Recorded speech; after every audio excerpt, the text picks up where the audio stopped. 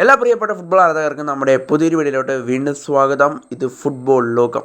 എന്തായാലും ഇന്ന് quarter final മത്സരത്തിൽ ബ്രസീലിനെ തകർത്തുകൊണ്ട് ഉറുഗ്വേ അങ്ങനെ സെമി ഫൈനലിലേക്ക് മുന്നേറിയിരിക്കുകയാണ്. എന്തായാലും കൂടുതൽ വിശദാംശങ്ങളിലേക്ക് കടക്കുമ്പോൾ നമ്മുടെ ചാനൽ ഇതുവരെയും നിങ്ങൾ സബ്സ്ക്രൈബ് ചെയ്തിട്ടില്ലെങ്കിൽ കൂടുതൽ ഫുട്ബോൾ അപ്ഡേറ്റ്സിനായി മറക്കാതെ തന്നെ നമ്മുടെ ചാനൽ സബ്സ്ക്രൈബ് ചെയ്തേക്കുക. അപ്പോൾ നമുക്ക് നേരെ വീഡിയോയിലോട്ട് തന്നെ കടക്കാം.